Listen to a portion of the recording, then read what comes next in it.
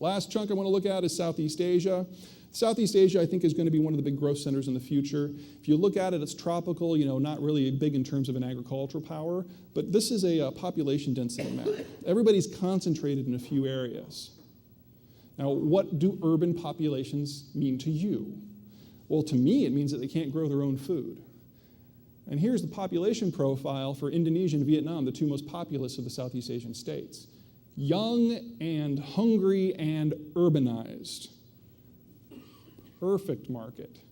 I've been told that you folks are already fairly associated with these people. I think that's fantastic because I also see them being the core of the next free trade zone. It won't be global, but I see it being regional. The two particular countries that I think are going to do very well are Myanmar because it has the only navigable river in the region, and Indonesia because it has 100 million people on one island, the Jakarta sprawl of Java.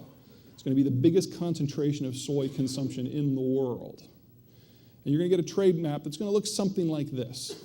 Australia, New Zealand providing a lot of the raw materials, technology and capital from South Korea and Taiwan. The Americans providing probably a Bretton Woods-style network, but just for this region because the countries in this region are very strategic. Allows the United States to play the global interruption card without having a global presence.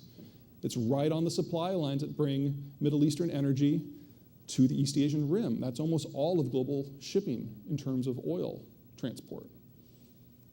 Put a base in Singapore, done. Okay, that is more than enough for an hour.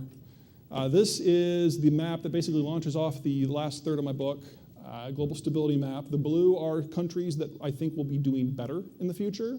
The red are countries that I think are going to not be there in the future, and everybody else in between. And we can take questions.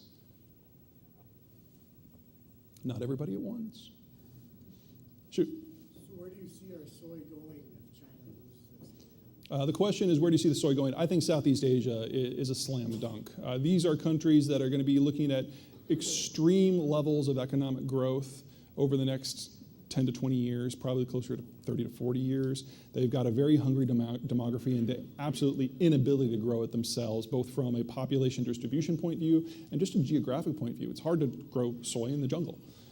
So if they have American protection and American trade links, and if they have access to the American market, they're going to be hungry, and soy is probably the best way for them to take care of that.